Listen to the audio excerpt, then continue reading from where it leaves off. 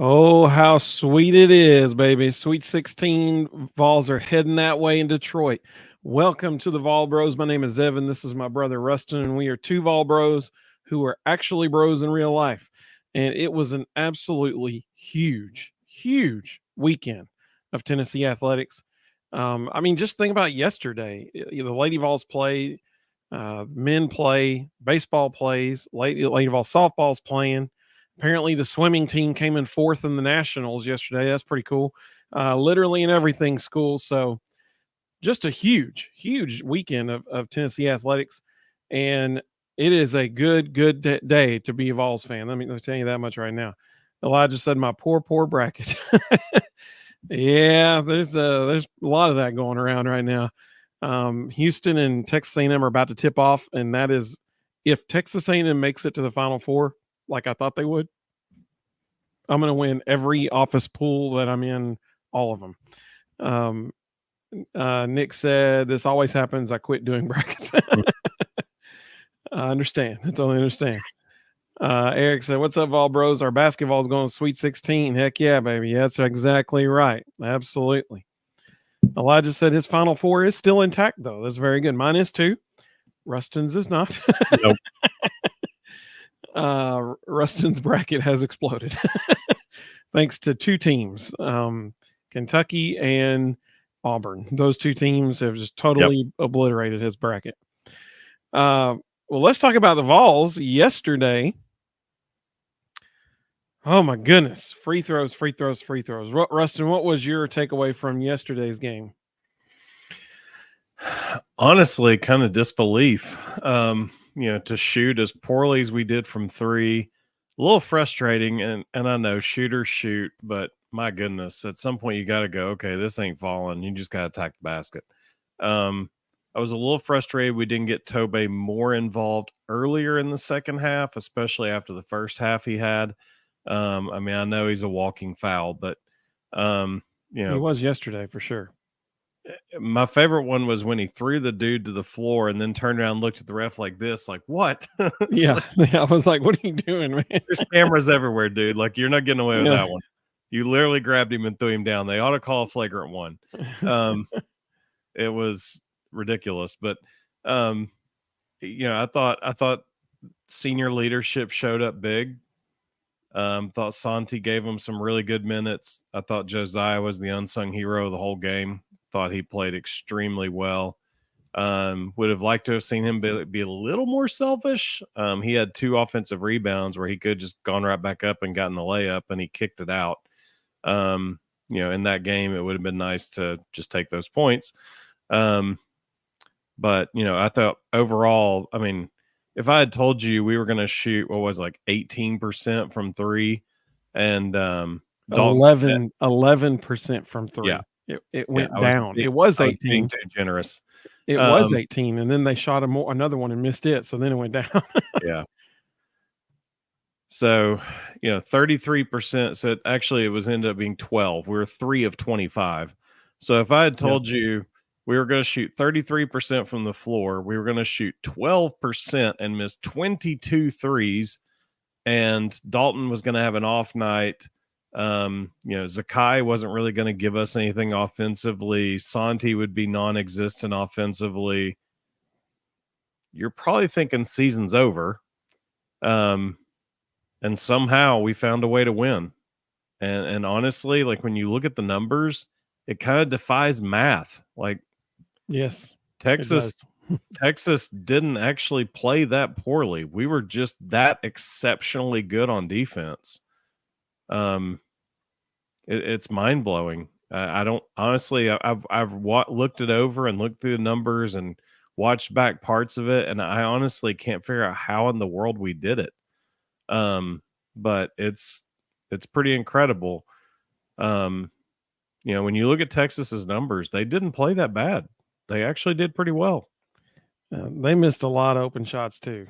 They did. They helped us out in that regard. But they still shot better from the floor than we did. Yep. Elijah said, I just want to know how that dude wasn't ejected on Texas after throwing, was it Cunningham? Is that his name? After throwing Gainey on the floor. Yeah, that's a legit question. He probably should have been. That's a very fair question. Nick said, I think this is the best week in sports. I never miss it. Absolutely. Totally agree. Elijah said our defense stepped up in a way it hasn't all season. Very timely rebounding for sure. No doubt about it. Tyler, welcome, Tyler. Good to have you, buddy. He said, though the offensive production wasn't there, I would argue it was one of the coach's best coaching jobs given the circumstances, particularly on the defensive end. I loved Tom Satkowiak's tweet last night about Rick Barnes and his coaching adjustments and stuff he made. It was fantastic. Like he said, Adu, take care of. He did. He was almost in that category of the surgery recovery people needing to sit out after that hit. I was kind of shocked the dude got up, honestly, because he didn't just get hit once; he actually get hit twice. So there are not many people that have gotten up from that one.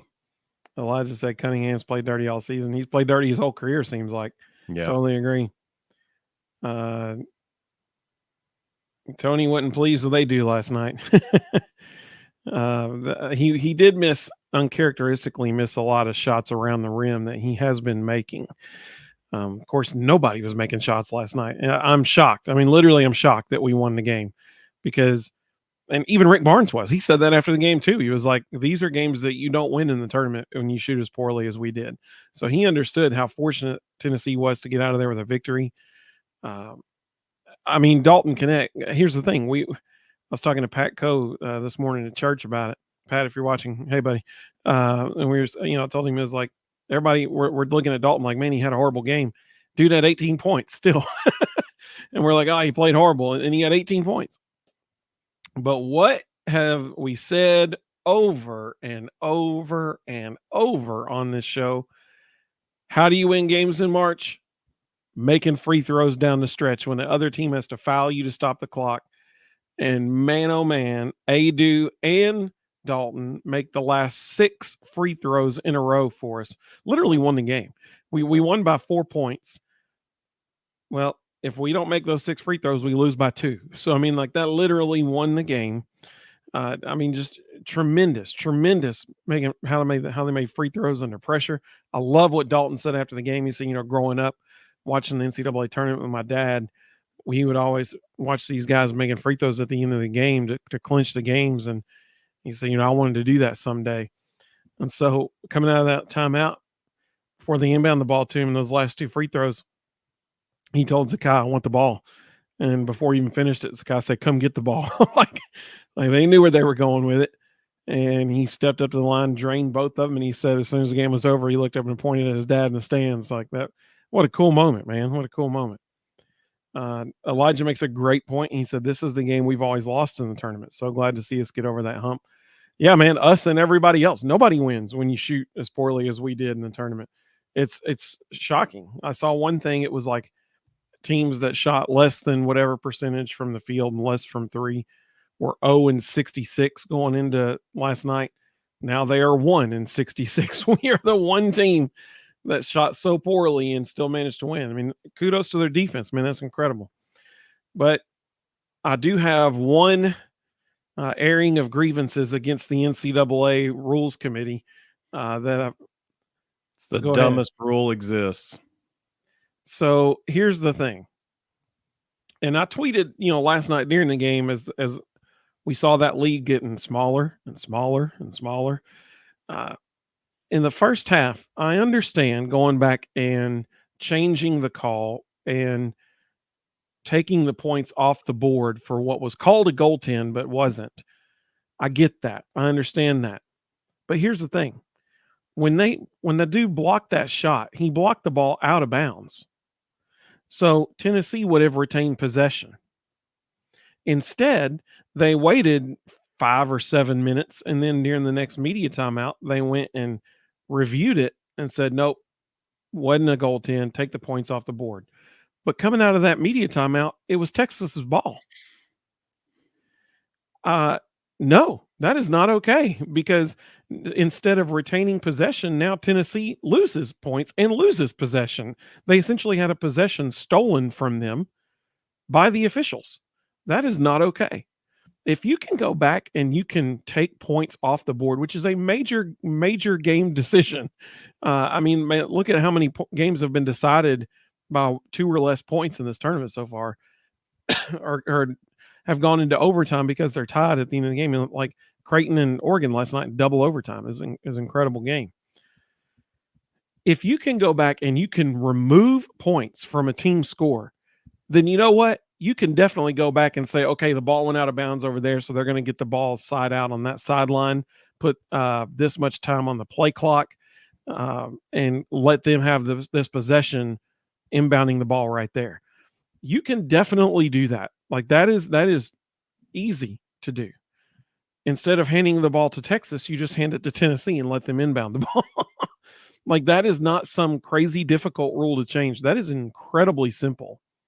And you're not stealing a possession away from a team when you do that now. Yeah. So that has to change immediately. Like they cannot start next season and that still be a rule. If you go back and you take points off the board, then you better give that team the ball back, because that is not okay what happened there. But they couldn't give them the ball back. It had been 4 minutes. I mean, that's the part that bothers me is, you're going back and reviewing something that was a judgment call that you can't go back and reset the situation. That's really what you're doing. When you take points off the board, you're resetting that possession. But it was 4 minutes later. You can't go back and do that. If the rule should be, if they want to review whether it was a goaltender or not, they have to do it right then. Immediately, yeah, I agree. Yeah. And you can't go back and reset that later. The only thing they should be able to go back and reset is this guy shot a 3, looked like his foot was on the line, couldn't really see it in the moment. We'll wait till the next dead ball, then check it. Okay, we can fix that. That doesn't change anything. It doesn't take a possession away from someone. Because in that situation, the ball had gone in, so there's no doubt of. You're just getting a 3 or a 2. Like it's not, It doesn't affect anything. But to just retroactively, I mean, here's the lunacy of that. Samford, down 1, down 1 with, whatever it was, 20 seconds left. Guy gets a clean block. They go to the free throw line, make both, end up winning because of it. Did they go back after the game was over and review that one? How's that any different? Great point. It's the exact same thing. They didn't stop and go review that when it happened. They let play go on and then they let it end. It's the dumbest rule in the book. Yep, absolutely. Mina Lackey agrees. She said that was lunacy. Elijah said, I'm nervous for the Creighton matchup. I don't like it. He said, we need a coach's challenge in college basketball. They have it, but that's not one of the ones they can challenge.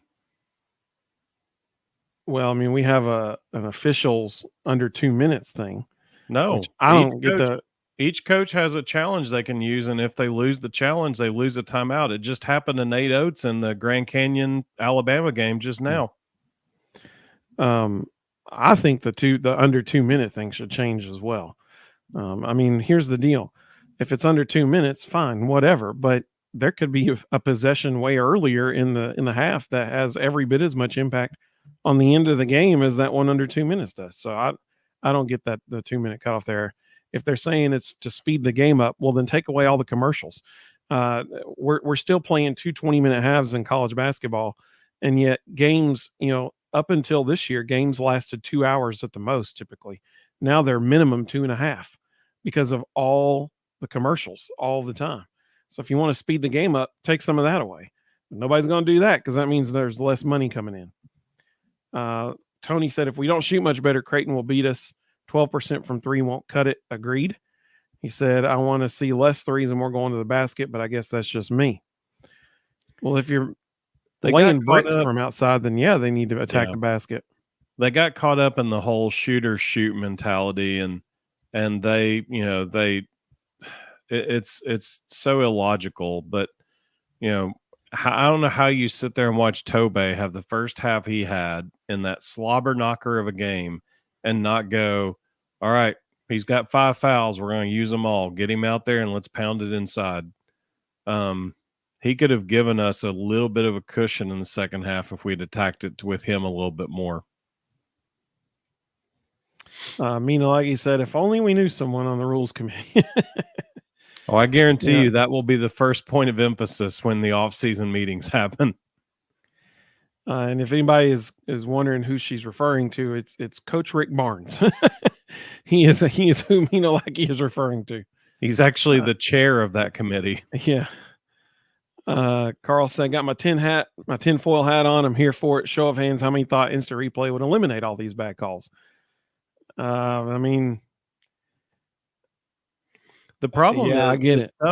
The stuff they review isn't actually things that they need to worry about as much. It's the plays that actually change games that they don't review, and they just let play happen. And it's just like, again, Nate Oates just lost a timeout a little while ago because he challenged a call and he lost, but they have restrictions on what the coaches are allowed to challenge. Well, what's the point of that? Yep. Whoa, I just checked. Grand Canyon's winning by 1. Yeah, they're having a huge rally right now. They've got all the momentum. It's actually by 3. They're up 58-55. Oh, wow. So this Google's behind. It says 56-55. Get with it, Google. Yeah, they just scored again. Let's see. Elijah said, not as much going to the basket against Creighton. They have that big that never fouls and is a great rim protector. So weirdly, he is a decent rim protector, but he's actually not a good rebounder. And Creighton as a team is a terrible rebounding team. I saw several people today talking about numbers, and Creighton is one of the worst teams in the entire country, percentage-wise, in giving up offensive rebounds. I think they're like second or third worst in the country. So, when you've got Tobe Awaka, Josiah Jordan-James, Santi, Dalton, when you got guys who love to crash the boards, that could be a massive difference in this game. Well, here's the thing. Obviously, the tall kid will be guarding Jonas. So the X factors for this, well, we don't know if it's going to be Thursday or Friday yet, but it's Friday. It's Friday? How did I miss that? What time Friday? I don't think they've announced a time, but it's Friday. Well, there you go. So, the I can't remember the dude's name. Their tallest player is going to be on Jonas. That means that if they ever do that 2 big set with Jonas and Tobe, in that situation, Tobe is the X factor. When Josiah Jordan-James is in the game, he's the X factor, because the Schumacher, or I can't remember his name. Starts with an S, ends with an R. That's all I know. The kid that was their best player. That's all I know. He's going to be guarding Dalton. Okay, he's going to be guarding Dalton. So they don't have another person. If those 2 guys are guarding Jonas and Dalton, they do not have another person as athletic as Josiah and Jordan-James, Jemai Mashak, Tobe Awaka. They do not have someone as athletic as those 3 dudes. Those 3 guys, if they are crashing the boards and getting rebounds, Tennessee wins the game. I mean, that's the X factor for this Friday. It's those 3 guys. Carl's in. He's like, that's it. I've heard enough. Falls by 50. I love it. That's what I'm talking about. Absolutely. Absolutely. Elijah said, I think they need to run that 2 big lineup a lot in this game. Totally agree. Listen, I told Ricky, if you're watching, chime in here too, buddy. But I told Ricky this morning, I said, I would much rather play Creighton than I would Oregon after seeing that last night, because we don't want any part of that Dante kid. Yeah. He is the kind of big that Tennessee has had fits with for the last several years. That he is not the player we wanted to see. We wanted to see Creighton of the 2, in my opinion. And so Oregon gave us the formula. I mean, my goodness, give the ball to Zakai or Dalton at the top of the key. Let Jonas come up, set a ball screen at the top of the key, and run pick and roll, and you score almost every trip down the court. So how Oregon showed the formula last night. So I feel very good, and maybe that's not good. Maybe I need to I mean, obviously, I'm not like, woo, we're going to win by 40, but I mean, I feel like they will win this game by 10 or less points, but I do feel like Tennessee's going to win because of what I saw last night. Elijah said Purdue Gonzaga is going to be the game of the tournament. In my opinion, both teams are leaking right now. So both teams are Gonzaga's playing. Well, both of them are playing crazy good. Purdue scored 90 something points today. Gonzaga is just on fire right now. Carl said Vescovy was gold in that game. I think he meant cold. Didn't score much, but steal, or maybe he meant gold. Didn't score much, but steals and pressure was on point. Totally agree. Absolutely. He said peaking at the right time. He said Zakai was clutch too. Yeah, I agree, Carl. Zakai moved into a tie for what, second all time? I can't remember what it is now. Maybe not. Maybe it's third. I can't remember. In steals in Tennessee basketball history. So that's huge. That's awesome. We just got to get him seeing the ball go through the nets a little bit more. That's the main thing with Santi right now. Let's do play of the game first because player is tougher for me, actually. So let's do play of the game because I have a very specific play of the game. What was your play of the game last night, Rustin? 25 seconds left. Texas is on an 11-3 run, and a lot of people didn't realize that. For about the last 2.5 minutes, 3 minutes of the game, at one point Texas was on an 11-3 run and had all the momentum. And for some unknown reason, which I will never understand, Sakai's inbounding the ball. We know they're going to foul. It's a 1-on-1 situation, and he throws the ball into Jonas, and it was like, yeah, what the heck are you doing? Yep, that was my thought as well. And it was coming out of a timeout as well. Right. Like, that's the best we got out of a timeout. And to Jonas's credit, with all the momentum against him, 1-point game, 25 seconds left on the biggest stage, he walks up there and calmly knocks down both, and that was it. And then Dalton hits the next 4 after that. I mean, it was beautiful to watch. My play of the game, I really, really wanted to say the 6 straight free throws at the end of the game because I know that would be plays of the game, but I have to go back to Tobey's block on the dude that came down the middle. Dude was trying to dunk the ball all night long. I don't think he succeeded like 1 out of like 3 or 4 attempts. He came straight down the middle of the lane, 2 hands, and Tobey just went up and said, "Get that shot out of here, man." That was the prettiest block of the whole night. I mean, like, it was incredible. Oh man, it pumped me up. That was easily my play of the game because, I mean, talk about a momentum saving thing. I think we were only up by 2 when that happened, and he blocks that shot. That would have tied the game on a monster slam, huge momentum swing. And Tobey was like, "Nope, not having that." And it was awesome. Elijah said Dalton's only 3-pointer was his play of the game. That was a pretty shot, man. That's what we're used to seeing out of Dalton. I don't know what was up other than that last night for sure. So this one's tougher for me. Player of the game. Side note, Alabama is now up by 3. At least that's what Google says. They could be behind. Yeah, they're up by 2 now. They actually went on a 7-2 run or a 7-0 run, and then Grand Canyon fought back in. At one point, Bama was actually up by 5, and Grand Canyon fought back in. Bama's up by 2 with 4 minutes left. Carl, maybe the comment of the night. He's exactly right. He said the same thing. Was so happy for Jonas and Dalton for all the problems at times missing free throws Tennessee has had throughout this year. What we saw last night was the most non-Tennessee thing for once. I totally agree, man. I totally agree. That's how you win in March. That's how you win.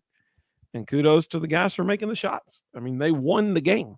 They didn't back in, luck up and in win the game because,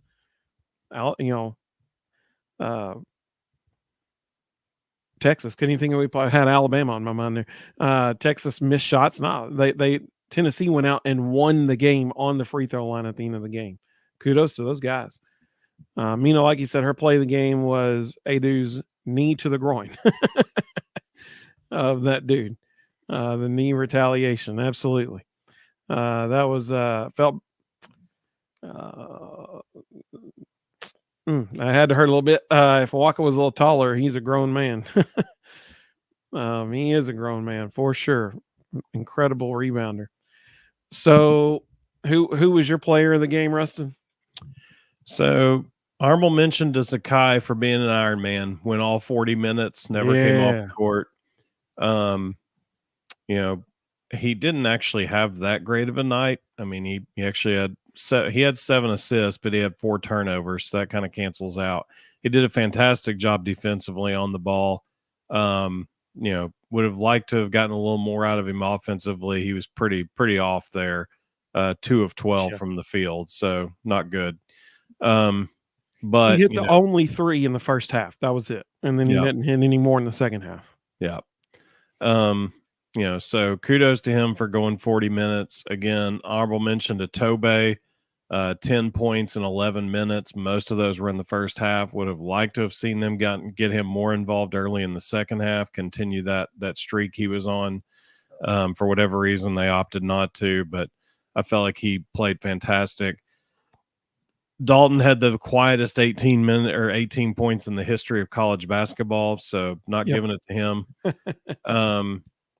And I thought Josiah Jordan-James, 9 points, 9 rebounds, crucial minutes, played fantastic defense, got us some extra shots, offensive rebounding. I thought his 9.9 rebound night might have been the difference in the game overall. And then for me, it sealed the deal with a minute left when they ran an isolation with Disu, who is going to be in the NBA. I mean, he's a talented kid. On Josiah, it was just straight up man on man, 1-to-1, all the way to the basket. Josiah played incredible defense, forced him to take a really tough shot, then ends up getting the rebound in the middle of 3 Texas guys crashing the boards. That was it for me. After the night he had to have that possession and that moment in the game, I don't think they could have gotten anything more from Josiah Jordan-James than what he gave them. And Josiah had as many threes as anybody else on the team. Yeah. Carl said at one point we were 1 of 21 on threes. Yeah. We finished 3 of 25, so it didn't get much better. Yep. That 1 of 21, that was Zakai at the time. He hit 1 and the only 3 the team made in the first half. And then, in the second half, Dalton had 1, and it was back-to-back possessions, which was shocking. I literally yelled out, "Whoa, 2 in a row." And then Dalton or Josiah comes down and hits his on the opposite corner. So that was cool. Carl said he loved on his play of the game Dalton's inbound dunk with authority. Like he said, Iron Man Dalton, salute to his dad. Saw he lost his grandfather last weekend. Yep. So the salute to his dad after the game, that's a cool moment for them. She said, but really total team effort. Carl said, "You sold me." Josiah was his player of the game. Like he agreed with you. If I had to go player of the game, like I said, this is really tough for me because I don't know. You want to say Dalton because he did lead us in scoring and he did make the final 4 free throws of the game. But man, it's really hard to not. You want to say Zakai because you can't quantify what he meant to the team last night. And that's what Rick Barnes said after the game. He's like, he is the heart and soul of everything we do. And my favorite quote of the night last night was Rick Barnes saying that he doesn't take Zakai out. He asks Zakai when he's ready to come out. I mean, it's really tough.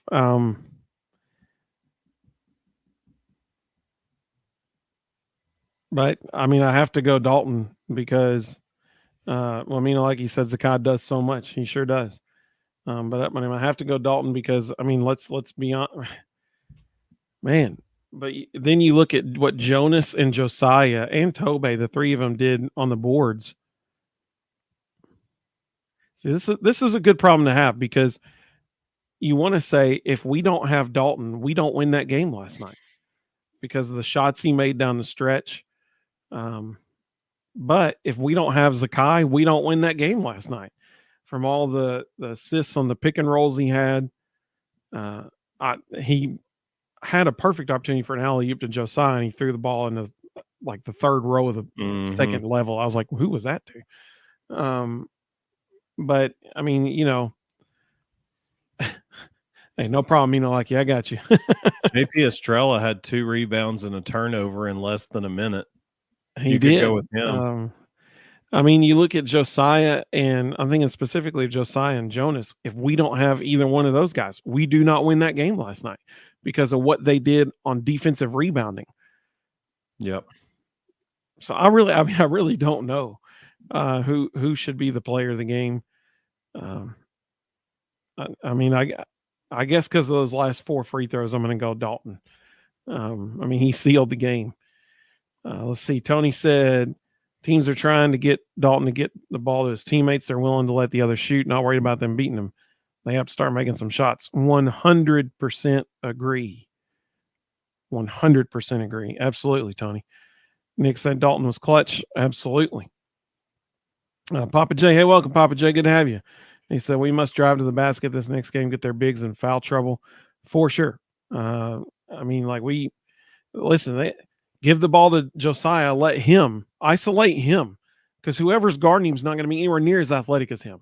Or Dalton, honestly. The 2 guys that will guard Josiah and Dalton both actually aren't very agile. Those are the 2 guys that create real mismatch problems for Creighton. They really don't have anybody that can guard either one of them. Yep. Let Jonas and Tobey occupy that big guy, and then, man, hey, let them cook. Let them cook. This, Tennessee should win this game on Friday. Like, they just should. Carl said Jonas wrestling that rebound from the entire Texas team. Josiah did that, Jonas did several too. He said if he wasn't as strong as he is, we would have lost that one. Absolutely. Papa J said Zakai's player of the game. He played every minute. He sure did. Tony said even on an off night, Dalton is our best player. Zakai is next. Carl said not Jonas. He was referring to that thing you were talking about with Josiah there in the last minute and a half. That was a grown man rebound, because listen, you got 3 dudes who are fighting for their life of their season, trying to rip the ball out of his hands, and he didn't let him do it. Well, and that was just after shutting down Disu on, again, just a straight up man on man. It's you and isolation. Me who's going to win. And that whole possession was 5th year senior stuff. Yeah. DC waved off his teammates, man. He's like, get out of the lane. Josiah knew at that point when he's standing at the top of the key with the ball and he's guarding him and everybody's getting out of the lane. It was like, okay, it's me and you, bud. 1-on-1 right now. Who wants it more? And Josiah played incredibly good defense on him right there. Didn't foul him, which was huge. Stayed vertical, altered his shot enough, and then got the rebound. It's fantastic defense. Let's see. So we got Creighton this Friday. Tomorrow, the Lady Vols play at, I believe it's 4:00 in the afternoon. Yeah. Is that okay? That's right. Mm-hmm. All right. So we play NC State at NC State tomorrow, 4:00 in the afternoon. We certainly need another offensive performance like they had yesterday. That's for sure. Listen, when you're scoring 90-something points, it's tough to lose when you score 90-something points. That's some good stuff. Papa J said, if Creighton plays like they did against UConn, then we'll have our hands full. Totally agree. It's all about matchups when you get into March. And when you look at the matchups, you got to like Tennessee's chances, because, here's the deal. Okay, let's just double overtime last night. Just that one 5-minute stretch. The dude for Creighton that was he scored almost all of their points in double overtime was the Marshall kid. Okay. I don't care if it's Zakai Ziegler or Jamon Meshack or Santiago Vescovi. That dude will not have open looks like he had in the late in the game. I mean, they were like going under screens, and I'm like, what are you doing? The dude just hit 2 threes, and you're going under screens and then sagging off of him and letting him shoot. Like, what are you doing right now? I did not understand what Oregon was doing on him. Like, why in the world they were giving him that much space? He was the only guy that was hitting shots for Creighton at the end of the game. Yeah. And they kept backing off of him. Tennessee will not give him that space. That dude won't be able to breathe. I mean, so you got the 2 guards, you got him, and you got the other kid that was hitting the about 12 to 15 foot jumpers. So, I mean, I like our chances. I like our chances with Jamai, Santi, and Zakai, those 3 defenders, and even Jordan Gainey when he comes in. I like our chances with those 4 guys guarding those 2 guys. I really like our chances. So when you look at matchups, Tennessee should win this game. Like they just should. If the Marshall kid is guarding Zakai should be scoring at the rim at will, because they should bring Jonas up. So you draw that big dude away from the goal. You get him out of the paint, away from the goal, bring Jonas up, have a high ball screen at the top of the key. You run pick and roll, and that kid can't stay with Zakai. So he should blow past him and have layups at the rim at will almost for this next game. That's what should happen in this next game. Apparently Bama went on a serious run at the end of that game. 17-3 run in the final 3 minutes. That's a way to end the game there. So Nick said Bama 72-61 final. Appreciate that.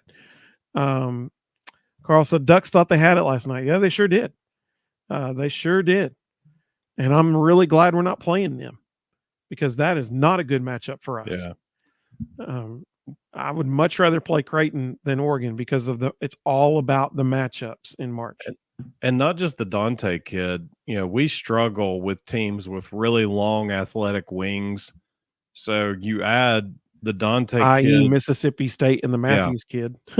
So you add the Dante kid on top of an extremely athletic, long, rangy roster. Nothing about Oregon looked like a good matchup to me. I was actually happy to see Creighton.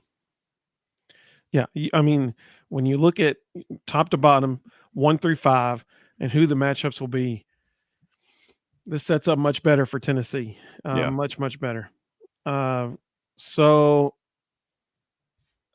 see. Brent said, got to take the ball inside to Adu or Waka and contest every single 3-point shot they take. I agree, totally. Side note, hey, welcome, Brent. Good to have you, buddy. He said Creighton can shoot the heck out of the 3 ball. Vols got this, though, by 50. Well, like I said, you know, at the end of that game, Marshall was the kid for Creighton who was hitting shot after shot after shot. Why? Why were they letting the guy have 5 feet of space to shoot the ball? Like, he's the only one making shots. But Oregon was content to just go underneath screens and to sag off of him. Tennessee won't do that. Like, that will not happen. It just won't. And so that kid is going to have a much more difficult time shooting the ball, because let's be honest, he doesn't have that quick of a release. And so I don't get it. I mean, he's a great shooter, no doubt about it, but it's kind of a slower release. You got to like Tennessee's chances of guarding him. You got to like it. Carl said, me too. They had bigger dudes. So Carl's glad we're seeing Creighton as well. I totally agree. So the Lady Vols, they beat Green Bay. Huge win for them. Huge win. I mean, they just dominated the game. You win by, what was like 38? I can't remember. It was a whole lot to nowhere near as much. I know that. 90 something to 60 or 70 something. I can't even remember the score now.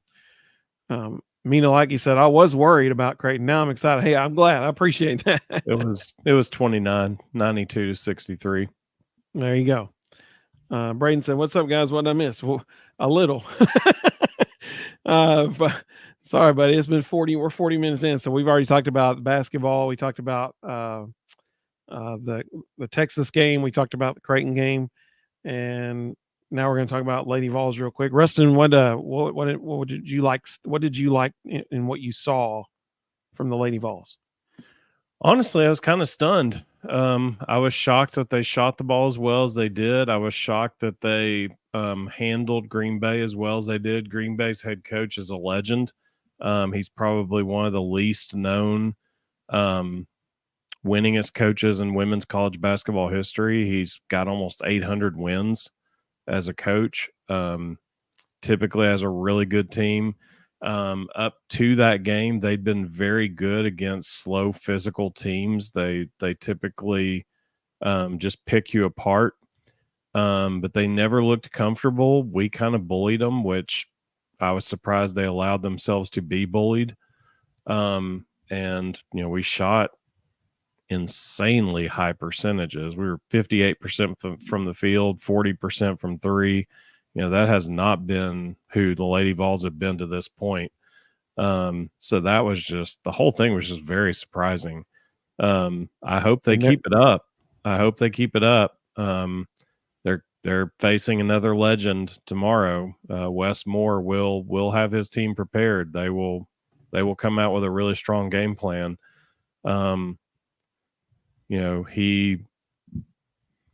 He's got to, or Kelly's got to figure out how to control tempo, get the ball inside, play as much as close to the basket as possible, because Wes Moore will have some wrinkles that they're not prepared for. It's just who he is.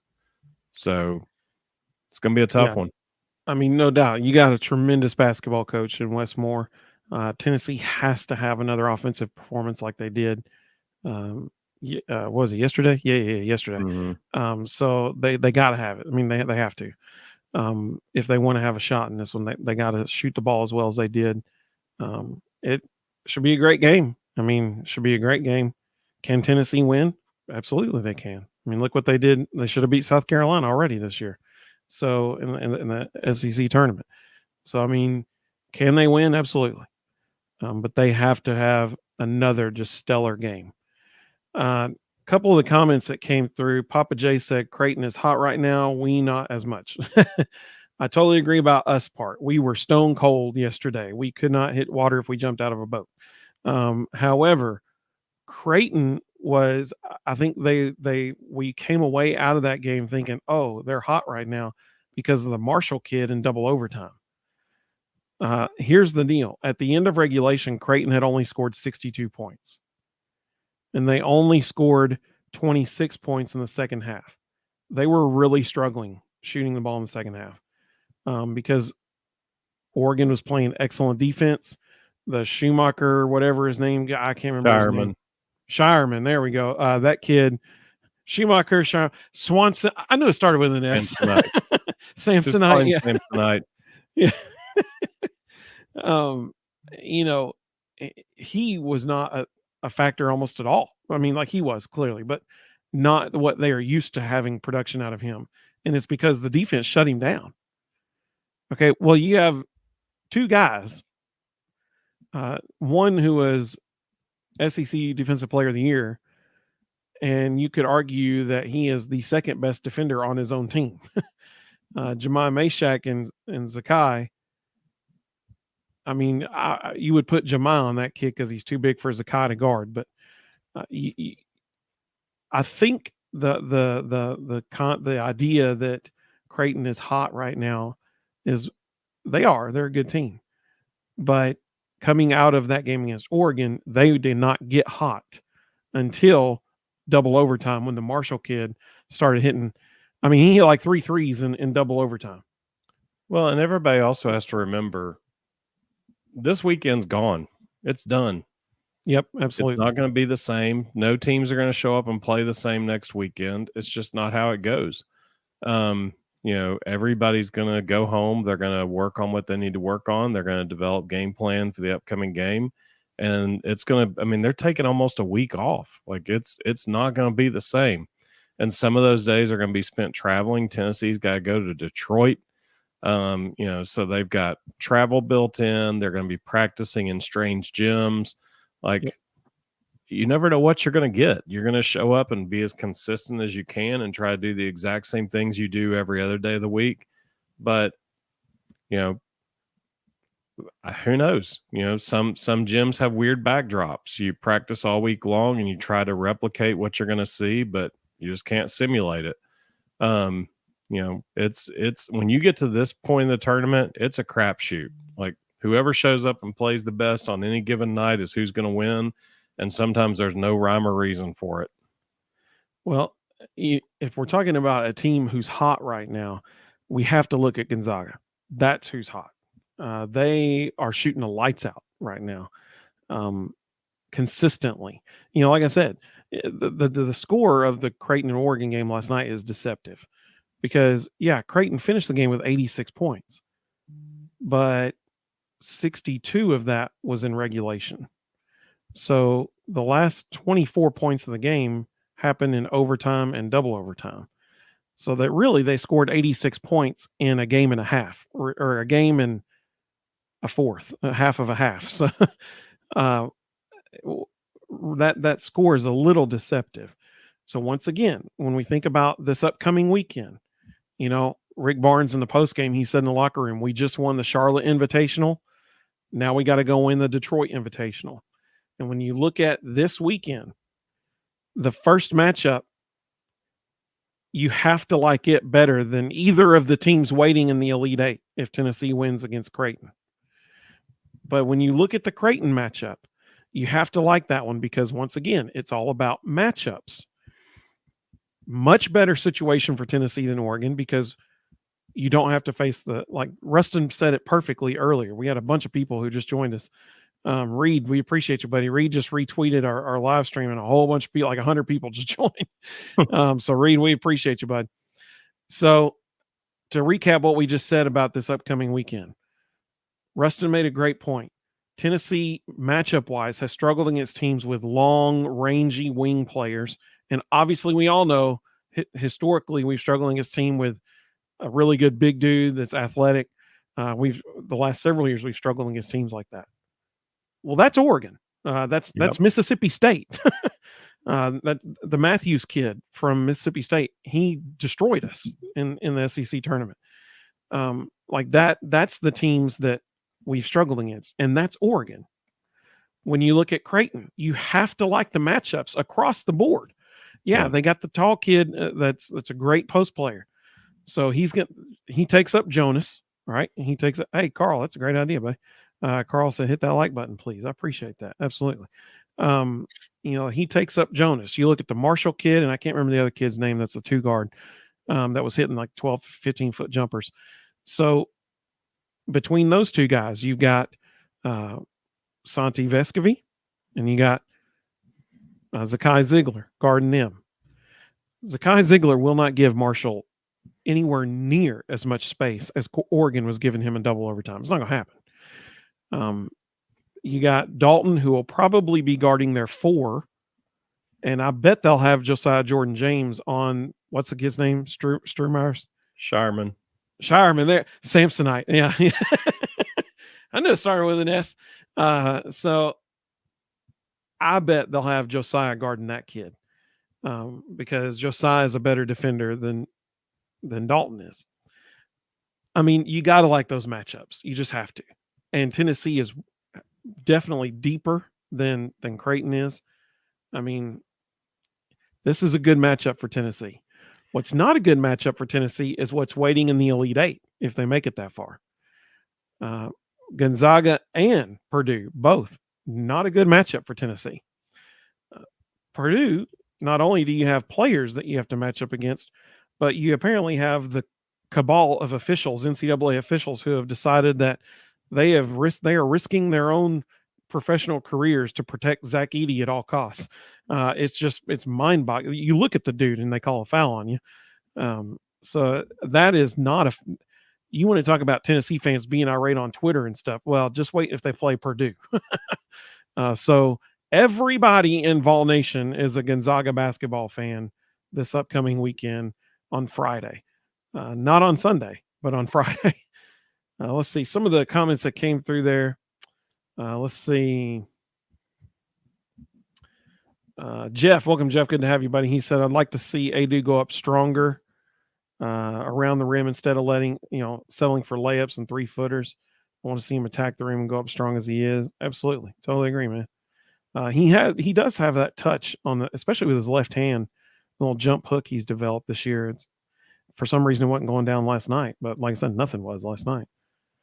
Carl makes a great point. He said Rick Barnes' head would spin if we gave up uncontested shots. We just need the refs to let us play. So he's referring to what we were talking about earlier with the Marshall kid and how Oregon was going underneath screens. Oregon was just letting the kid shoot, giving him as much space as he wanted in the double overtime. That's why they lost. I still don't understand why they're doing that. Oreo Puppy Dog, welcome, buddy. Good to have you. He said, hope Connect and Vescovy are hot this game. I totally agree. If they are, we win. It's really that simple. Including Adu. We have to have an inside presence too. That's what we've seen all year. You got to have 3 guys. If you have 3 guys scoring, Tennessee's defense wins the game. Papa J said they've been hot the last 5 or 6 games. I totally agree. Yes, they sure have been. I think there's really 3 keys to winning this game. The more I look at it.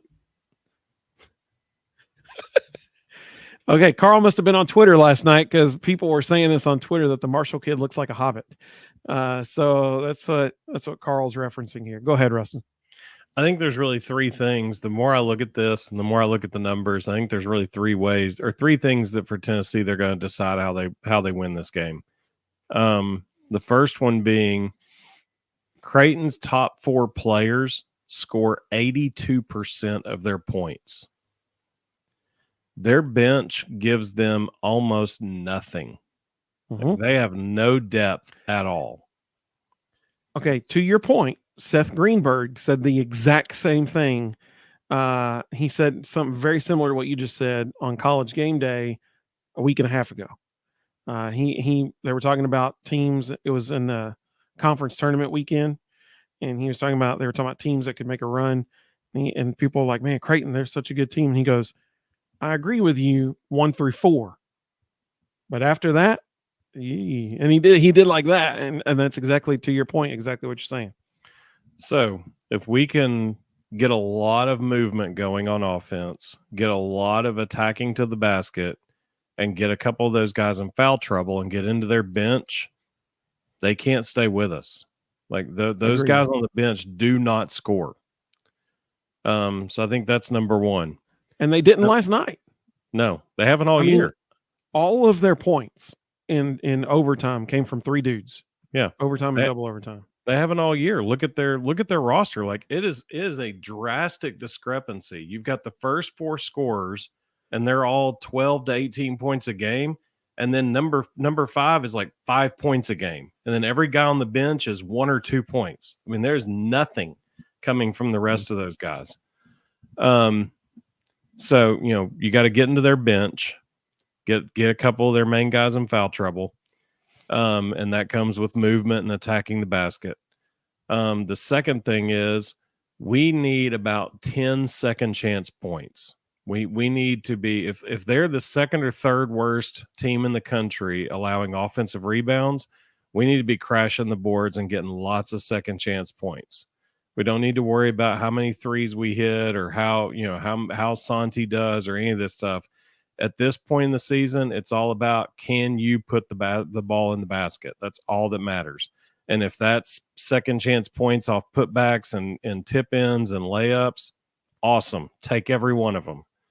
And then the third thing is, and this is probably the hardest one, they run that Princeton style offense where the center is in the high post or the free throw line, sometimes all the way out to the 3-point line. We're going to be up in these guys' shirts trying to keep them from shooting threes, and we can't really help off. So guys are going to have to be really good at bodying up cutters and not allowing people to just backdoor to the basket and face cut them to the basket. Like hopefully the refs let it be physical, because if they don't let it be physical, Creighton's going to backdoor cut and high ball screen cut us to death, and that's going to open up shooters. And so we've got to be really, really physical and not allow them to just cut whenever they feel like it. And that's why Josiah is so important in this game, because exactly like you just said, they're smart. They're going to try to draw Jonas away from the basket, open up rebounding for other guys. That's why Josiah is the X factor here. He is the rebounder. And if they go the too big situation, Tobe becomes that rebounder that we're going to have in the game if they're pulling Jonas away from the goal. I think the only problem with that too big is Creighton really only has one 5-man grouping where there would be somebody Tobe could guard. Yeah, I understand.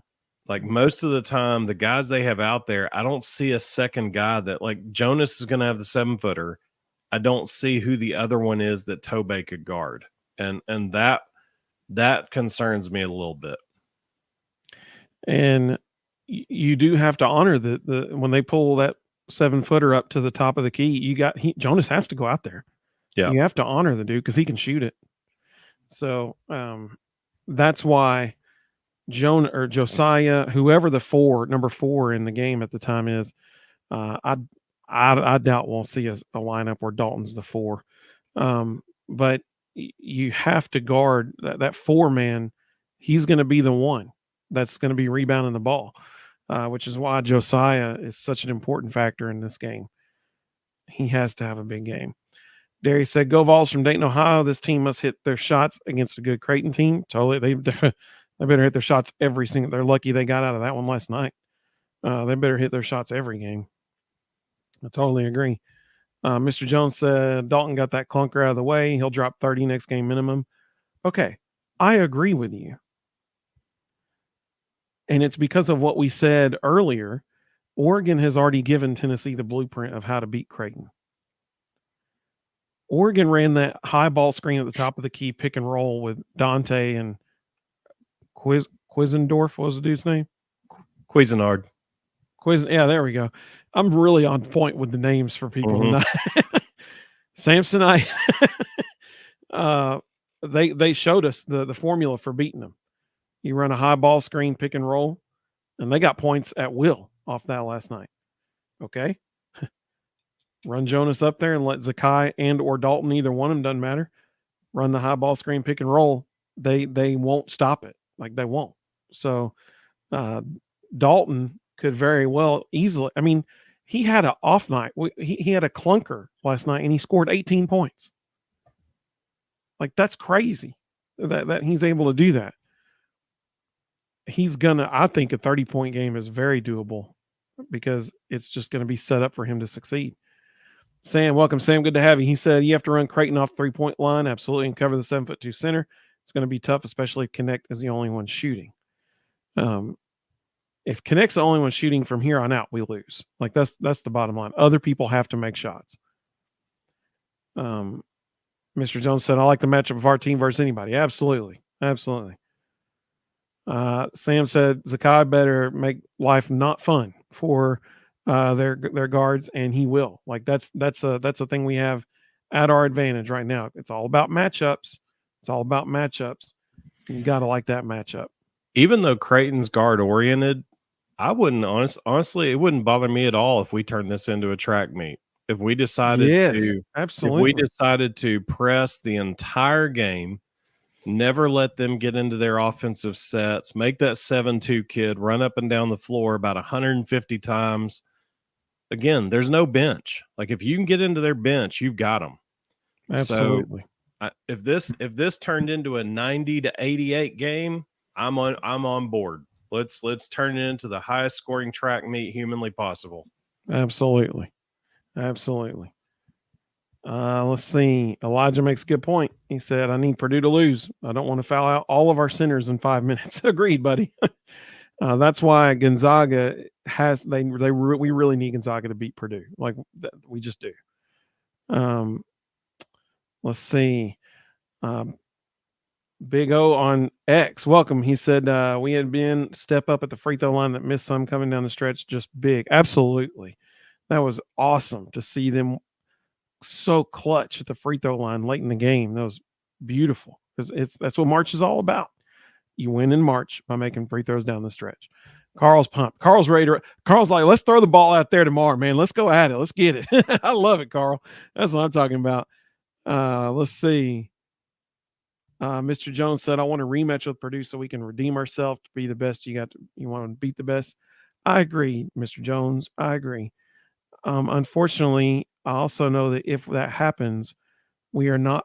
It's unfair because we're playing not 5-on-5, we're playing 5-on-8 because there is no denying that officials all across college basketball have a preferential treatment for Zach Edey. If he makes any move at all and gets bumped, it's a foul. That's just the way it is. And so you're playing 5-on-8 if you play Purdue, and I don't want to play 5-on-8. I want to play Gonzaga. I do think the one thing that would be interesting, if you go back and look at our game against Purdue early in the season, and we talked about this then, and we don't need to overlook Creighton, but we talked about this then. They played it very vanilla.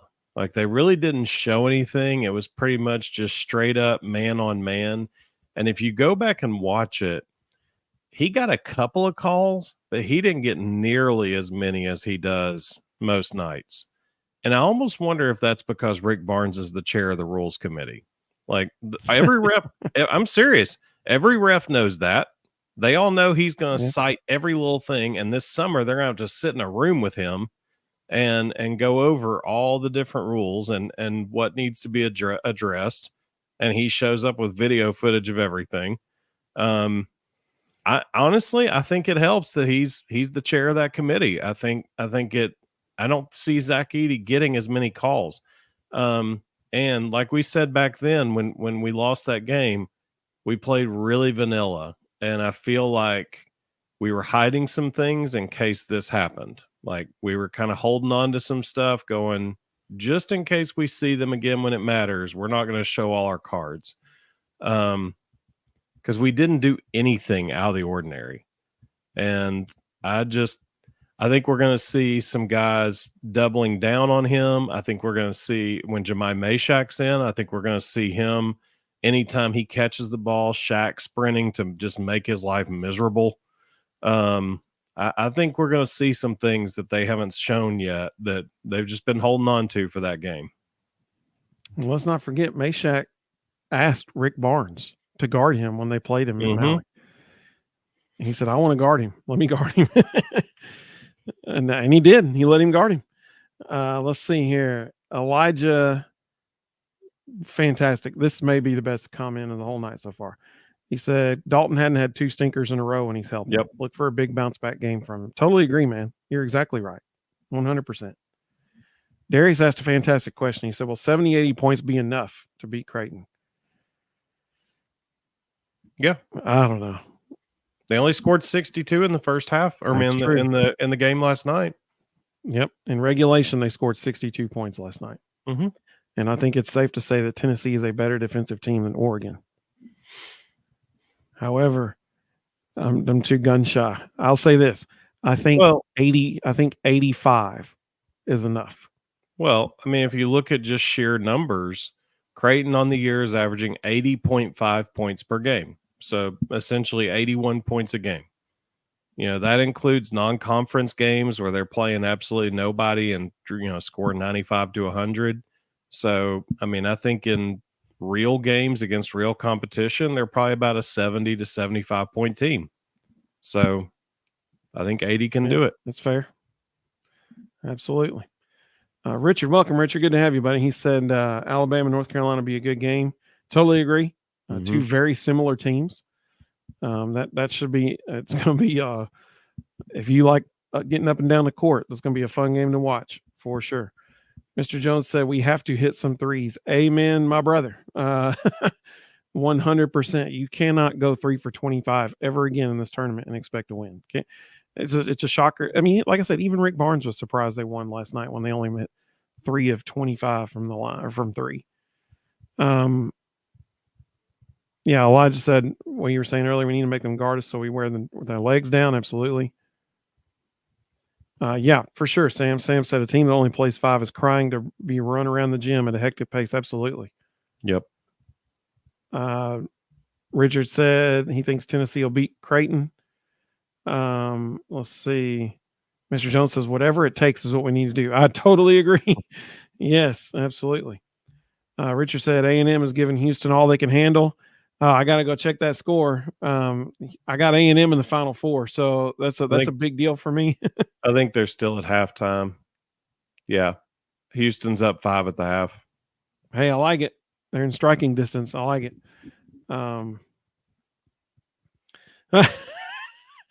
Carl reaching all the way back to the 90s for this reference. He knows. Gosh. So you say that, but Tobey's got 5 to give. No, we're not going there. No. I will say this. I will say this. Even though in this quote right here is right, he is 7'2", and I think it actually lists him at 270, but some keep saying 275. But when you watch him, he doesn't play it though. No, he looks soft. Yeah, yeah. For a guy that's 7'2", 275, like he rarely ever runs into the basket. Like he doesn't want contact.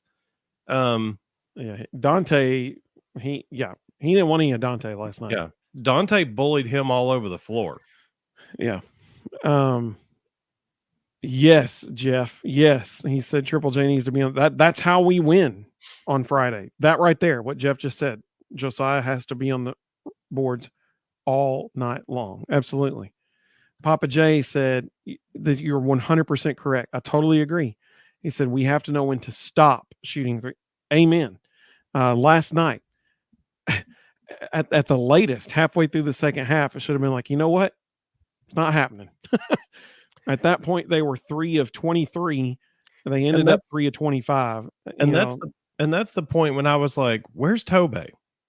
Like, he scored 10 points in the first half, or 8 points in the first half, 2 in the second half.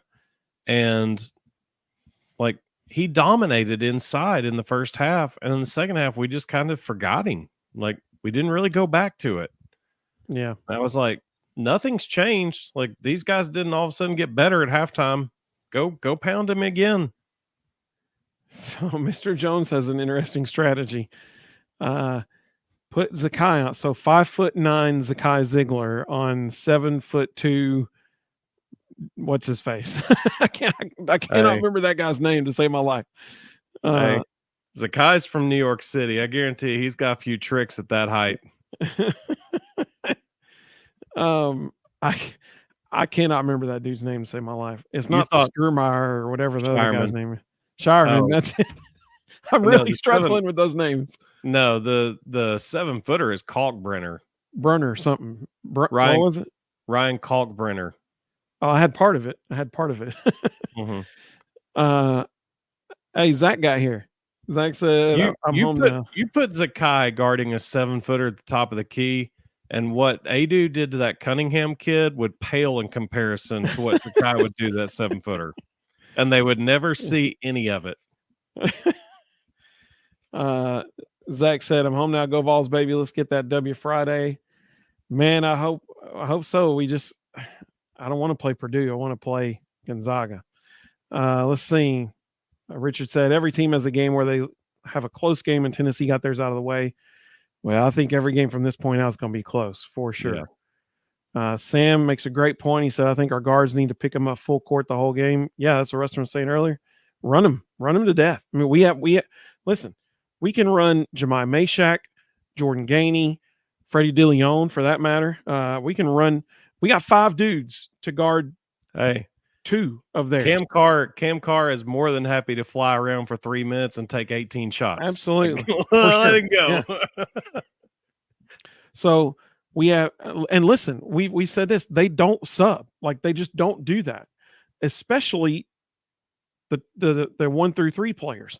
So we have, and really the Marshall kid, another kid that I can't remember anybody's name tonight for Creighton. But the other kid, all I remember is he was hitting 12 to 15 foot jumpers. That's all I remember.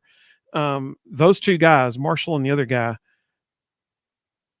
we have 6 dudes that we can just go run up and down the court with 2 dudes for them all night long. Make it happen. I mean, like I'm all about that. Elijah said, I really like our matchup against Gonzaga. I like our matchup better against them than I do Purdue for sure. Elijah said, if we can make the Final Four, I genuinely think we can win it all. Once again, man, absolutely. Yeah, absolutely. But it's all about matchups. Like that's the name of the game. It's all about matchups at this point. And the teams that would give us fits are all losing. So, I mean, yeah, there's a lot of validity to that. If we can keep winning, the rest of the brackets are laying out nicely. Oreo Puppy Dog said, I was late. What happened to Adu last night? If you're referring to what Adu did, he went up for a layup, and in the process, injured a player for Texas. That is the best I can. That was like Bob Uecker in Major League, or then he passes out, and the guy next to him takes over, and dude hits like just a laser line drive down third baseline. Third baseman makes a diving catch. It's incredible, and he goes, fly ball, caught. That was that analysis right there of the injury. He need to the groin of Cunningham for Texas. Jonas may have ended that dude's lineage. He may not have any children. Yeah. He was the involuntary statistic that we talked about last week. Mr. Jones said the game earlier this season, Purdue rest handed it to him. Well, and the fact that we didn't make a field goal for like 4 minutes straight in the game, that also was not good for us. Mm-hmm. Let's see. And we made Fletch Lawyer look like an All-American.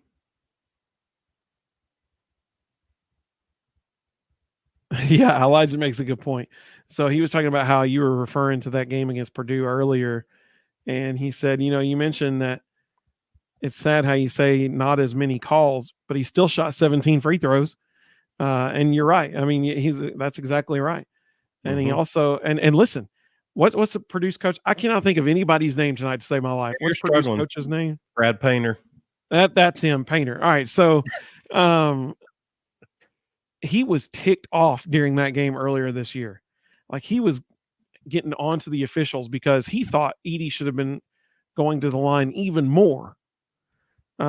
And Elijah makes a great point. He still shot 17 free throws in one game. Have we ever had a dude shoot 17 free throws in a game like in the last 5 years? No, we have not. And he said, we still only lost by 4. That's a good point. Zakai is the Punisher. That's what Zach said. Let's see. Okay, apparently I was pretty behind on. I'm getting close to being caught up though. Mr. Jones said, we've shown on rest we are dominant. We'll have 6 days off, except for Mississippi State in the SEC tournament. That wasn't dominant when we did that. He said it's postseason defense, and Creighton has yet to face a defense even close to this. I agree. Oregon's a good defensive team, but they will not have faced a defense other than you. I don't even know if UConn's defense is as good as Tennessee's, but that's a good point. She said Zakai's the hatchet man. Like you said, didn't Tubby have a slight injury? So he did apparently in that round 1 game, but it didn't really manifest, I don't think, very much. And even at halftime, they said he tweaked something, but then he came out and played just fine and clearly didn't have any issue, and they just stopped going to him. I couldn't understand it. Mr. Jones said we have 6 days to game plan and prepare. I feel really confident. I agree. I totally agree. Because this is the name of the game. You survive in advance. That's what they did last night. That was not a dominant win by any means last night. Yep. So Carl, I like it, man. You made a comment 4 minutes ago. I'm going to start and come back to it because that's going to transition us into our last topic of the evening. Let's see. Mr. Jones said, got to reach the Elite Eight before we can get to the Final Four, 1 game at a time. Absolutely. Like you said, Adu ended a dynasty. Papa Jason, oh gosh, he said, yeah, Adu went nuts on that play. Carl said, Evan, color commentator, Rustin, statistician. Color commentator, I'm Vern Lundquist because I can't remember people's names. You could just make them up like Vern used to. Jalen Meaves Rabin. Yeah. To that end, I just looked it up again because about a month ago we talked about this, and I was just curious if it has still held true. And still, Zach Edey scores 33% of his points at the free throw line. Yeah, that's crazy. Nobody does that. I mean, you can't hear that and say that there's not preferential treatment. I mean, my goodness. And that was the case. That was the case a month ago. So even after people pointed it out a month ago, because that was a national stat that was floating around, which, refs see that stuff, they hear it. And a month later, it's still the case. Elijah said UConn's defense is not as good as Tennessee's. Tennessee's number 3. UConn's at 10. Sam liked Papa J's. Adu went nuts on that play comment. He liked that. Let's see. So I'm pretty much caught up on most of the comments there. I'm going to go back to what Carl said because this is going to transition us into our last topic of the night. Carl said, baseball reference, we have to get their elite pitchers. Speaking of Purdue and Creighton and stuff, we have to get their elite pitcher done to get into their bullpen/bench. So specifically Creighton is what I'm assuming he's talking about. Survive till then, keep it close, then close the door. Totally agree, man. 100%. Listen, if we're attacking the basket and if refs are calling fouls, which, they didn't for a long time last night in the second half against us. They called them against us, not for us. What was it? Purdue had 4 fouls, and there was 2 minutes left in the game. I think it was 3. I think they had 3 fouls. You mean Texas? Yeah, what did I say? Purdue? Purdue. Oh, yeah. I got them on my brain now. So. Yeah, they had to start fouling prematurely because they were nowhere near the bonus. Yeah. If we drive to the basket and they're calling fouls, once you get to their bench, it's over. Like our bench will beat their bench. That is something that will happen. And so that's where we got to get the game. Elijah said, if we play Purdue in the Elite Eight, it'll basically be an away game for us. That's a fair point. Detroit is much closer to Purdue than it is to us. We traveled well, though. We do. Yeah, absolutely. You never know what you're going to see. They always comment on it. Mr. Jones said Zakai's and Vescovy on-ball pressure forcing turnovers is what gets our offense going. Totally agree. That's what we're going to see against Creighton right there. That exact thing. That's what's going to happen. I totally agree. He said that and feeding Adu and a walk. And he said, we travel. Absolutely. Tennessee's fan base is incredible. Jeff said, I know Gonzaga is hot right now, but I would rather see them than Purdue. Hey, by the way, welcome, Jeff. Good to have you. He said, I think we make it better with them. Did we play them in an exhibition this year or was it last year? We did not play them this year. It was last year. I 100% agree. I would much rather see Purdue. Excuse me. I would much rather see Gonzaga than Purdue. We did play Gonzaga last year, like you mentioned, in an exhibition game at the beginning of the season, and it was Tennessee's best game they played literally all of last season. They scored 98 points. They beat them by like 20-something, and everybody was so pumped up, like, dude, we're going to kill everybody this year. We're going to dominate, and we never played that well again the rest of the season. That was our best game of the whole year, and unfortunately, it was an exhibition game at the beginning of the season last year. Let's see. Well, I just said also Creighton's defense doesn't force a lot of turnovers, so I hope he can run our offense pretty well compared to how we have. Like you said, defense travels. Elijah said it was last year. We won by 20, LOL, and we did. Two very different teams now, though. I would say that, like totally different teams, both of us. Sam, you're right. That's what we need to do. And we need to play Nolan Richardson style of basketball from the mid 90s at Arkansas when it was just it's essentially what Samford does now. That's what they tried to do to Kansas, and it almost won it for them. Like you said, Purdue has an unfair advantage, frustrating to watch. Agreed. Absolutely.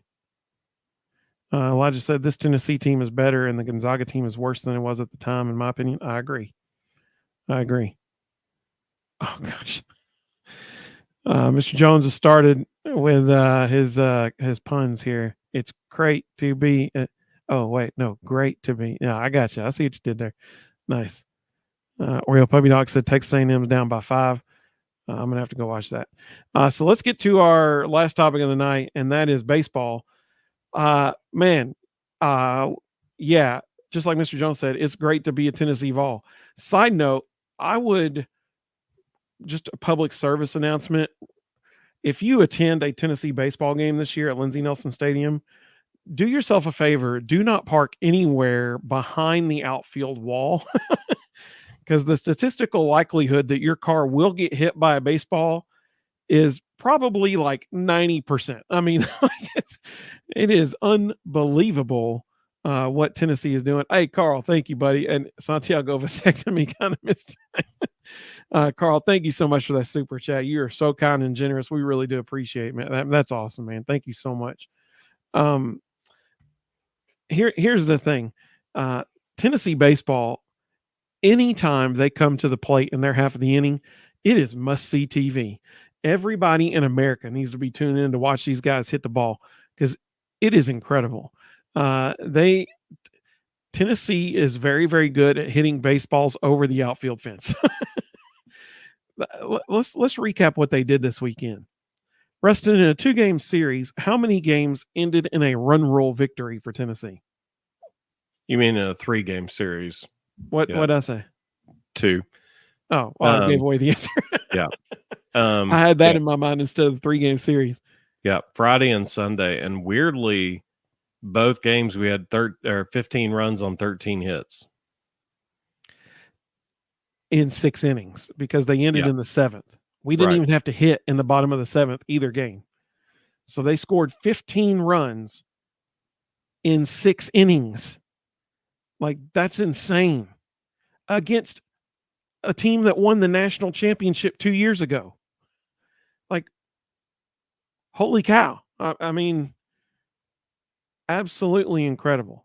Absolutely incredible. They hit, was it 11? Was that the final 10 or 11 home runs 10. on the weekend? 10? Yeah. 10 home runs on the weekend. That's crazy, man. Or so was it like it was 5, 1, and 4? I thought it was 5, 1, and 5. I could be wrong. 4, 1, and 5. 4, 1, and 5. There we go. So I mean, seriously, if you are in Knoxville and Tennessee is playing baseball, if you're driving down Neyland Avenue there next to the river, you got to watch out. Like, you might want to time it to where Tennessee's not hitting at the time when you drive past there, because you might get hit by a baseball. I mean, like, it is must see TV. And I'm going to tell you another really cool thing that I appreciate about this team. You know, they had a lead going into the 9th inning on Saturday too, and they just barely let that one slip away. Almost swept Ole Miss, almost swept them. But you win 2 out of 3. But here's another thing I love about this team and the atmosphere in Lindsey Nelson Stadium right now. Anytime Billy Amick comes up to the plate, his walk-up music, the entire stadium, it's like a thing now. Everybody claps along with it. It started in the dugout with the players and very quickly moved to the stands. And today, they set a record today for attendance at Lindsey Nelson Stadium. And the whole stadium was doing it, man. It was so cool. That's the kind of atmosphere. Like, if there's a recruit coming to watch Tennessee play, they see that happening. They're like, yeah, I want to play there. That's what I want. That's what I want to be a part of. Rustin, what'd you think about? I just told everybody what I thought about it. What'd you think about this weekend's BaseVols performance? Kudos to Josh Elander. You know, Frank Anderson got tossed yesterday in the middle of the game. Probably one of the weirdest things I've ever seen, and they've done this ever since. You know, as long as Elander's been there. Elander's the hitting coach. If Frank Anderson gets thrown out, he immediately gives his clipboard and stuff to Josh Elander, and Josh Elander calls pitches. And this has happened before. This isn't new. But he got thrown out. Frank Anderson has been known to be thrown out a little bit here and there. Yeah, the one Saturday was stupid though. Like, that was just a umpire having rabbit ears, and he needed to just stick to umpiring. I mean, Frank Anderson was on the mound talking to the pitcher and the infielders and made a comment the umpire didn't like, and the umpire tossed him. And, when you watch the reaction, every infielder immediately snaps around, looks at the umpire like, what are you talking about? So clearly, if it had been something that he deserved to be tossed for, they would not have reacted the way they did. It was clearly an umpire trying to be a big man and not just doing his job. But, Josh Elander stepped in, I thought did a yeoman's job calling pitches, both in a very difficult situation yesterday afternoon and then again today, because Frank Anderson had to sit a game. Thought he did a really good job today, because if you never had to call pitches, it's really hard to call pitches when you have two guys like today, where you've got Xander Sechrist, who is a crafty left-hander, throws a lot of pitches, has to work the corners, and then you take him out and bring in Nate Snead, who's 98 straight gas with a huge slider and a cutter. I mean, two totally different pitchers. So the scouting report on those hitters for Xander Sechrist looks totally different than the scouting report for Nate Snead. So making that transition, and I just thought he caught a really, really good game. And then when you get the offensive support that they got, it makes his job even easier. But, I thought the whole weekend was just really impressive. Even the game they lost, like they were in it. They had a chance. Yeah. Could have easily. Yeah. Going into the ninth inning, they had the lead. They just let it slip away from them in the ninth. Yeah. Could have easily have been a sweep. It's very impressive that, I mean, no joke. This is a situation where if you're, whatever you're doing, it doesn't matter what you're doing, and Tennessee comes to the plate, this has become a situation where you stop doing whatever it is that you're doing and start watching the game, because you can't look away. I mean, like, you might miss 1, 2, or 3 home runs in an inning if you look away. I did that earlier. It was Billy Amick when he hit his grand slam today. I looked away from the TV, and then he's crossing home plate, and I'm like, what just happened? Well, the best part about that was 2 pitches before the grand slam, one of the commentators said he's never hit a grand slam in college. Then 2 pitches later, gone. Yeah. I mean, it is must-see TV. It is a special thing, because nowhere do you have something like this where, I mean, I'm not kidding. It doesn't matter who you're a fan of. If you just like baseball, like, you can't not watch these guys swing the bats, man. It's incredible. So literally all across the country, I can only imagine that people stop doing what they're doing and start watching it every time they come to hit, because it's a murderer's row if you're a pitcher. I mean, 1 through 9, they can just destroy the ball. Dude, Curley is tearing it up, man, at the plate. It is crazy how well he's hitting the ball. Go ahead. Poor Ariel Antigua. He went from being the projected starting shortstop to, I think we're going to redshirt you. Yeah. I mean, what a wealth of riches they have, Elijah said our softball team's on a 17-game win streak. Absolutely. Mm-hmm. Absolutely. Going for the sweep of South Carolina tomorrow. Mm-hmm. Absolutely. Mr. Jones said, football, baseball, basketball squared, so men's and women's. No one is better than Tennessee. Agreed. I mean, and Lady Vols softball too. Elijah said, aren't we second in the country in home runs? So I'm not sure. I know that as of last weekend, we were second in the country, but I don't know what other teams have done since then. I mean, we hit 10 this weekend, so I doubt anybody's caught up to us. We might have moved up to first. I don't know. I think Rustin's looking that up for us. Yeah. Carl said Doyle was dealing for Ole Miss today. Or was that yesterday? I can't remember. He said he was elite. Let's see. Mr. Jones said we scored 25 against Illinois a week or 2 ago. Yeah, it was 24-1. That was the final score of that game, I think. Absolutely. So if it was any other year, we would probably be first because we have 55 home runs. but we are actually a distant second to Georgia, who has 63, because Charlie Condon is hitting a home run about every at bat right now. Like, it is bizarre. I don't understand why people are still pitching to him. I mean, he's just literally, like, if you haven't been following what Charlie Condon's doing, I'm not exaggerating when I say he's hitting a home run almost every at bat. It is ridiculous, and it doesn't matter who they face. He's on a tear right now that I don't know that anybody's ever had in the history of college baseball. And he's coming to Lindsey Nelson Stadium this weekend. That's Tennessee's home series this weekend. And it better be intentional walk, intentional walk, intentional walk. Yep. Because well, I mean, he's doing things right now that human beings don't do. Well, I mean, that's like what Greg Maddox said about Barry Bonds. He said Barry Bonds was the easiest guy to pitch to because you just didn't throw it anywhere near him. He said, Greg Maddox said, you got to get 27 outs. And he said, you're not going to find one of them with that guy. So you got to find him somewhere else in the lineup. So he said, if it didn't matter, you just put him on. And he's exactly right. In 22 games, he's hit 14 home runs. Golly bum. That's incredible. Sam said Florida has a 7'6" guy coming next year from IMG, and he is not thin. That's not good. Let's see. Mr. Jones said our baseball lineup is stacked 1 through 9. Absolutely, it is. It is just incredible. I mean, and here's the thing: they scored 15 runs in 2 of the 3 games this week in 6 innings, and Dalton Bargo didn't play. I mean, you got this incredible hitter who's injured right now. He didn't play. Did he play Friday night? I know he didn't play last night or today. I don't think he played Friday night. I don't think he DH'd. Because Villeneuve DH'd. Did he even get in yesterday? Because he didn't get in today. No, I don't think he played all weekend. I think he must have really hurt himself last weekend because he would be in right field, and I think Reese Chapman was in right field if I remember correctly on Friday night.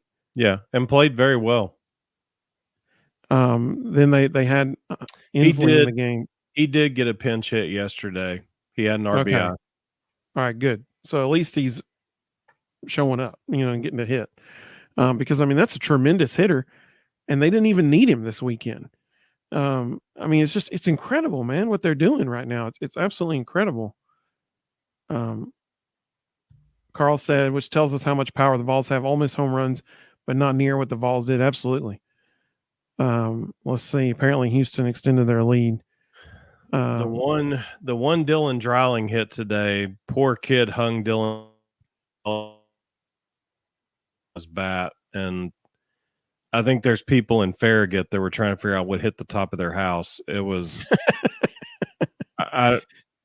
in the words of Major League, anything that flies that far should have a stewardess strapped to it.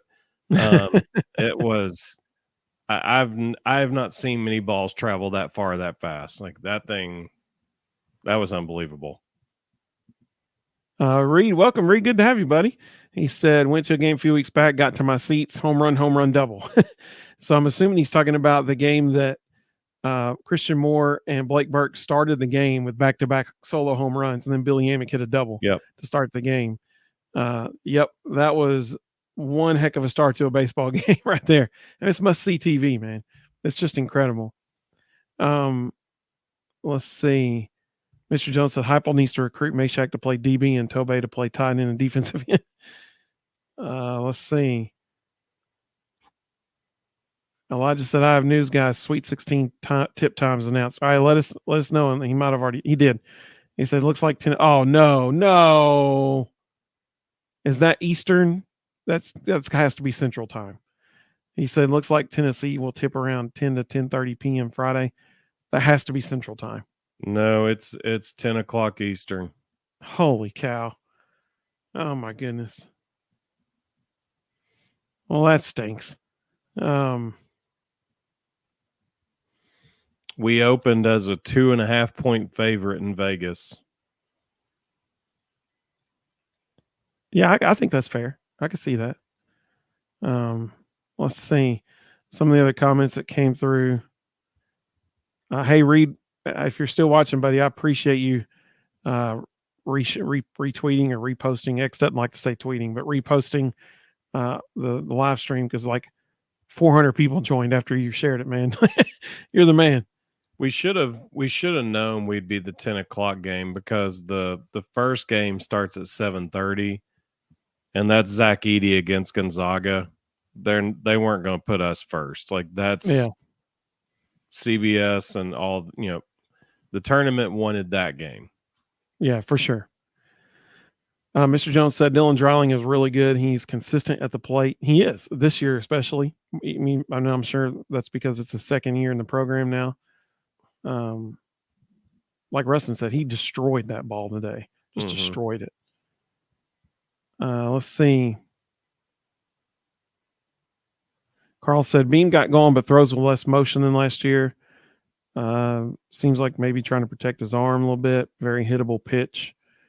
I would agree that his stuff at the end of the year last year, he does not have as much movement on his stuff this year as he did at the end of the year last year.